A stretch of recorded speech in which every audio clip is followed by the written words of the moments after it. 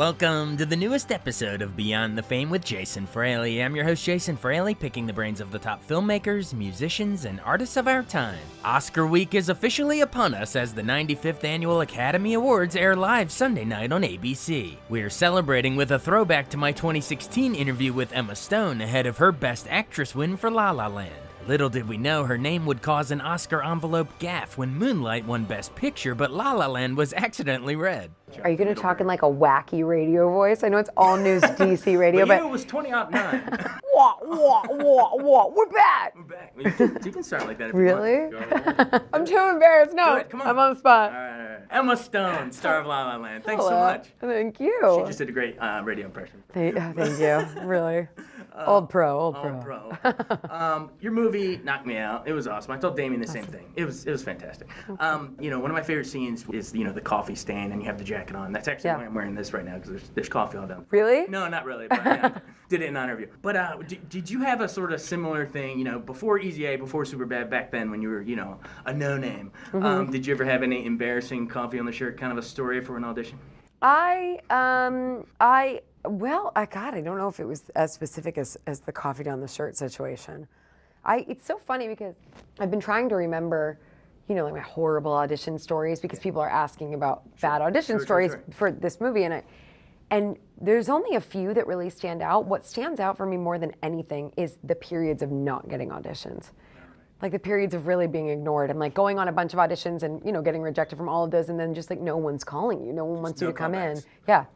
And that was so brutal. Yeah. That was probably the most brutal part is that feeling of like not even getting the chance. Was there a moment where, in the movie that there's a point where you sort of give up and you go back to the hometown? Was there ever a moment where it was close to that for you? There were moments where I really felt like it's time to give up, but then never actually could bring myself to like get in the car and go home. I still know the feeling. What was your saving grace? Because in the movie it's the Ryan Gosling car horn, Yeah, exactly. Annoying long car horn. What would that be for you? I really remember a moment when I was like, because I moved when I was 15 and my mom was out there with me for periods of it, and there was one time where I was just like crying on the floor of the apartment that we were renting, and I was like, I can't do it anymore, I can't do it. And she was excited, basically. She was like, ready to go home? Right. And I was like, I also can't do that. No, I can't go home. No, I have to keep going. But it was almost like anyone saying like, all right, well then you should just go home. Right. Was sort of my car horn, I guess, because that was the thing I just could not do and really faced with it. Isn't that the crazy? It's almost like the people you mentioned, your family was like, yes. It's yeah. Like the people that love you the most are they don't want to see you get hurt. They don't want to see you get your heart broken. Yeah. I mean, in any situation. So, but they believed in me for sure. Like they never were like, don't do this. Obviously, I moved at 15, so they were incredibly supportive. But it was, yeah. Well then, so if there's other people that are sort of in that space now, other actresses or filmmakers, whatever that you were then, how might these just the signature song lyrics, here's to the ones who dream. Yeah. Talk about how sort of, that's going to be, your voice is going to be playing in their head after they leave the movie, those lyrics. I'm sorry. Well, the lyrics, I understand. Yeah. But, how does that song and those lyrics sort of speak to their situation and how it might give them hope? To all of us, to anyone, I think, that lives a creative life. It's a kind of, it's a sort of insane existence in so many ways. I can't imagine living any other way than getting to be a creative person, but it's also so crazy making. A lot of the time, and you're hanging these hopes on sometimes things outside of you, or you're creating things and hoping people respond to them, or it's just putting yourself I don't know. There, I don't know that it has any bearing on how outwardly quote unquote successful you are in whatever you're choosing to do, because I think all success is inward anyway, and that's what that I think song is about. And music-wise, that's sort of the theme of that song. But when you step up and do that audition, a lot of people maybe they didn't get up to Broadway and see you, and it was cabaret. Yeah. I think that'll be a pleasant surprise for people to hear you open up and sing. Oh yeah. Oh, it'll be a surprise of some sort. it'll be a whatever adjective they choose. It'll be a pleasant. Oh man. But yeah, no. So one of my favorite scenes too is when you guys are in the planetarium and you go up into the stars. Very magical. Rebel Without a Cause, all that stuff. In Birdman, your character, could you do it for me? It was like a, and you look up. I'm not gonna do it right now. And you see you floating in the stars. What would that Birdman character think as she's watching them, Ryan and Emma, go into the stars in that moment in that movie? I don't know. I think she'd probably be pretty cynical about it. That movie was very cynical, a lot more than this, I guess. Well, she was certainly, yeah. Yeah, for sure, definitely. Talk about working with, because there's long single takes in both of them, in both that. Talk about working with directing styles of Alejandro Inarritu and Damien Chazelle. The differences in their direction. What's like the strength that they each bring? Well, I think both of them have like incredibly clear visions. They're obviously both auteurs, so they're writing and directing their own stuff. And I mean, there were a lot of those kind of single take feelings in La La Land as well, like, long single takes that were choreographed and we rehearsed for a long time. And both movies have to do with actors in some way. So aside from all of those comparisons, they're totally different in terms of personality, equally passionate, but just very different guys. And although I think they'd get along very, very well. Working with Ryan Gosling. Yeah. Because I know you guys have, some history that goes back in terms of movie-wise, Crazy Stupid Love. Yeah. Love that movie. Yeah. One of the better rom-coms of this millennium. Yeah. What's that chemistry like for you guys, especially in that scene where you have that argument in the green light, which is like a Vertigo thing. But I was amazed at how real that felt, how it sort of ratchets up, and you're both like kind of talking past each other, and that's not really what out of your life. But how do you what's it like working with him, and how do you mind a real argument like that? It felt real. There's a very nice thing that Damien and the other directors we've worked with have been open to, which is we really love to improvise. So I think it helps when from the very beginning, from our first audition for Crazy Stupid Love, they had us improvise. So you very quickly get to know who you're working with, how generous they are, how much they're willing to, play around with you or go to these kind of extreme places or not. Yeah. And I think we both have a similar love for that and clicked in that way. So we were able to utilize some of that in this.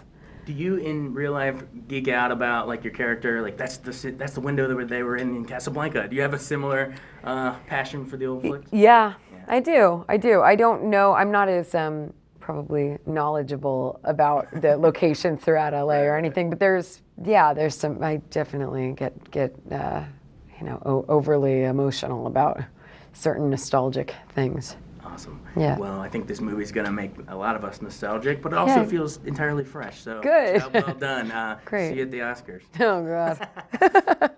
Emma Stone on WTOP. Thanks. Thank you so much. I also spoke with La La Land director Damien Chazelle, who was featured on a previous podcast, but we're bringing it back from the archives for another listen with an Oscar winner for Best Director. I just saw this earlier, I guess it was earlier this week. Completely knocked me out, man. Oh, thank you. It's just charming and everything in the beginning, but then by the end, you're ripping my heart out. Why do you have to do that? And when we're going down to Seb's again, turning off the highway, man, I'm just, I'm crying in my seat. But let's start, when you're watching this, obviously we all love Whiplash, but when we're watching this, you can sort of tell this is your two passions, right? It's jazz and old movies, man. Is that sort of, the two characters are teaching each other, Emma Stone and Ryan Gosling, to love each of them. But for you as a director and a writer, are you sort of like, I want to teach the audience, this new generation of young kids coming up, to love jazz and old movies? Yeah, a little bit. It's I wouldn't. It's not like I would want to call myself a wannabe teacher or something like, nothing as presumptuous as that. It's just that, I guess it's just that idea of like you're passionate about something, the way the characters are, and so you want to share that passion. And so certainly, these were passions I wanted to share, but I also just want to make a case for these forms still being relevant.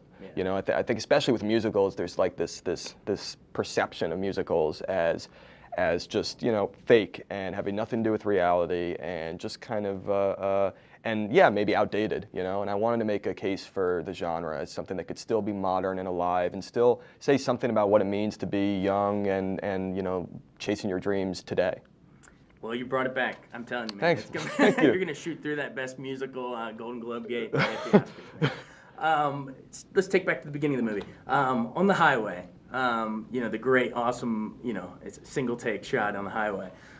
Is that sort of are you sitting in traffic one day and you're it's like, imagine if these people got out and did this, pretty much. or is it like a little bit of like Fellini 8.5 there, when he floats out of the car and it's funny. So obviously the Fellini scene in 8.5 is incredible. But I also remember. So I live in LA now, but I grew up on the East Coast, and I had this perception in my mind of LA as this kind of horrible, unlivable place. And a lot of that was informed by movies that I was like growing up watching. One of which was the Michael Douglas movie Falling Down, which begins with a kind of 8.5 style traffic jam that he finally walks out of. And man, like that was LA to me. It was just like it looked kind of hellish. And then so I moved to LA, not even really thinking that I was going to stay very long. It's just because I wanted to make movies, and okay, so you try LA, and I fell in love with it, and realized there was this whole other magical kind of romantic side to the city, but there still is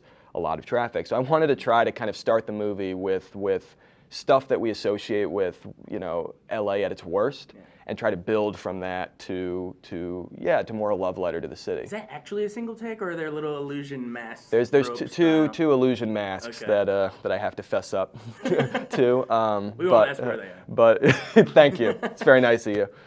That's awesome. But yeah, I mean, it was like one of those things where we had 2 days to shoot it, and so we had to kind of like just basically bane through this number on the freeway, and it was an actual freeway overpass. And but it was the whole time. It was kind of like shooting it and being stressed out that we weren't going to be able to get it, but being also exhilarated and wondering why can't more traffic jams be like this? Hey, why not? People at WTOP will agree in DC, right? Right, everybody here. Awesome. The fight scene where that builds them sitting in the green light. Vertigo.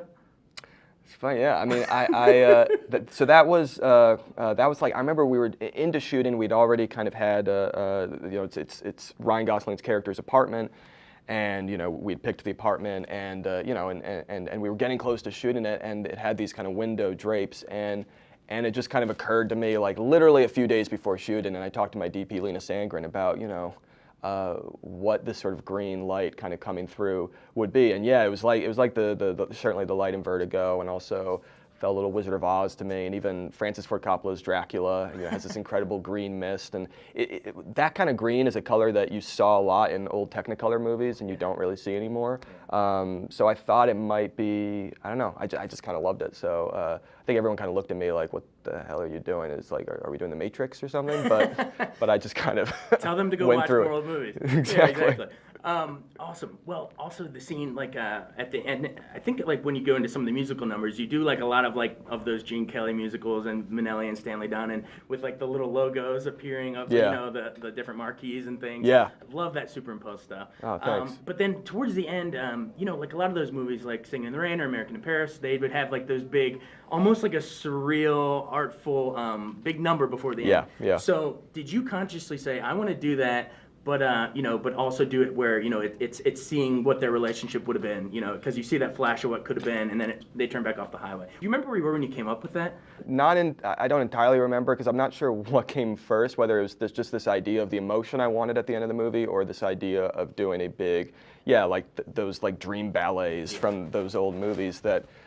Certainly on that level, I was like, why don't we do that anymore? Like movies that were kind of Hollywood, studio, mainstream movies for a broad public in like the 50s and 60s used to sometimes, every once in a while, just kind of stop the main story and like go into just pure music, really. And there was something so bracing and just kind of audacious about that idea. So anyway, I'm not sure exactly, how it first formulated in my mind, but it was very early on. Like the earliest drafts of the script ended exactly that way. And yeah, it was an attempt to sort of do a version of that, but about this very specific emotion that we were trying to achieve at the end of the movie. Ryan and Emma, casting them, what was that process like? Were they in your mind when you were writing it the whole time?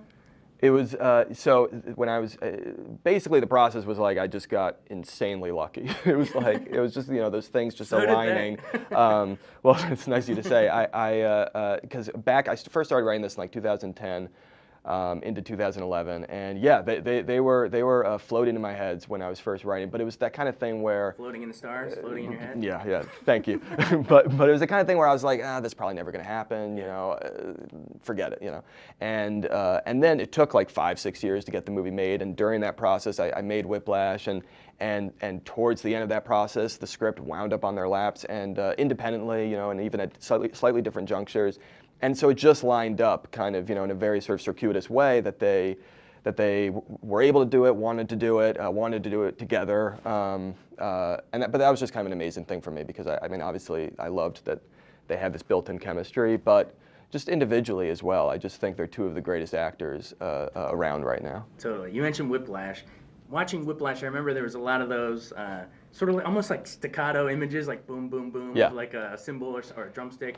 And I noticed that some in this too. I think it maybe he puts like a record player down or something. You have some of those like 3-beat salvo kind of a things. Is that why do you like that? I mean, you're building your little auteur legacy here, early stages of it. But why is that powerful for you? It's hard to say. I just like the feeling of it. I mean, I have I'm working with the same editor, Tom Cross, who cut Whiplash, and he and I just have a shorthand, and we also have a shared love for just a lot of the same movies and a lot of the same moments in movies, and yeah, I think so. I think it certainly started in Whiplash, and it was that idea of like, how does the world feel like to a jazz musician, And I was a jazz drummer myself, and so there was something about that kind of where it's all about rhythm, right. Were you rushing or dragging? Trying to lock right into the tempo, Yeah. and but it's like, but that it was all about like the timing and the just the sort of kineticism of that. I love that you can literally create a sense of music just through editing, even if there's no music on screen. Yeah. That was an idea I love, and it was an idea that was really important in this movie, that even when there was no music on screen, it needed to still feel musical at every moment. That's awesome. Yeah. Speaking of Whiplash, I know we get some nice little callbacks with J.K. Simmons there. I thought he was going to do the rushing or dragging to Ryan Gosling a couple times when he's firing him, but why was it important to get him in there? Because I know he's meant a lot to your career. Yeah, I mean, on a personal level, I just love the guy. So I would kill to work with him at any moment. But he was he was like kind enough to. I didn't even really think necessarily that he'd be interested because it's a relatively small role. But I just called him up and asked him, hey, is this something at all you would want to kind of come down for a couple of days and do? And he just jumped at the idea, and it was just. But it was kind of fun. Ryan joked to me that it was Ryan's first day on set was the scene where he plays piano and then gets fired by J.K. And so he joked like, oh, I see what you're up to. You bring your actor from Whiplash and you have him fire me on day one. I get it. Show who's boss. Yeah. So. I saw it. I've seen how this movie goes. Right. Well, I know we're nearing the end, but one of my favorite gags throughout the whole thing, it's something really small, and I want to know if it was in the script or if you came up with Ryan. The car horn, how he blares it when he rolls up outside her and she knows that it's him. Was that in the script, or was that like an actor? There was that was in the script. It was slightly different in the script. It was trying to figure out just kind of what the it was always a car horn. It was what exactly he did with the car horn, whether he did a sort of pattern with it and I think so I think it became just this sort of like grating, sort of a very stubborn as the character is, sound through me and Ryan talking, and but to me it was also kind of a funny like musical device in its own way. Like I like that idea of that the movie needed to be pregnant with music at every moment, and so even city sounds that would normally be annoying almost serve as little bits of music or melody in the movie. So that was kind of that, and just the fact that I find it kind of hilarious that this guy is so. Honestly, what I love about it, and I know you're like a big old movie guy, so stop me if I'm reading too deep, but I think you've taken new ownership of the car horn for LA. For a while, it was Faye Dunaway, Chinatown, the head on the wheel, at the end. Yes, it's tragedy, right? The Chinatown, car LA horn. is a dirty, corrupt place. Now with your car horn, LA is a bright, vibrant place. Old movies are back again.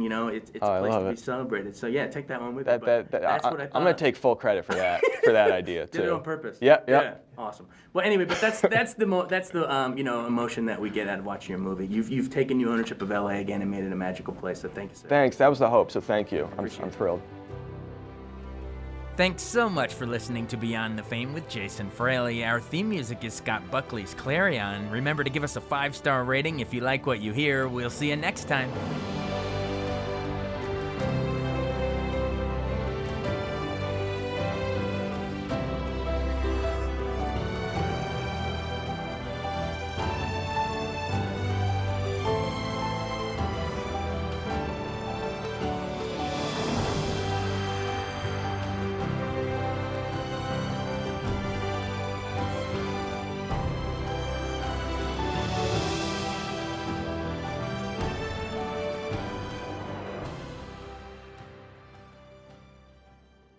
I wanted to take a second to tell you about an app I really enjoy. Living in the DC area is great, and Podcast DC gathers all of the local shows that I like all in one local app. Health, sports, local news, politics, and so much more. Podcast DC is the new local app with hundreds of DC area podcasts to choose from. I can earn exciting rewards just for listening and share the podcasts I love instantly. Available in the App Store or in Google Play, listen local with Podcast DC.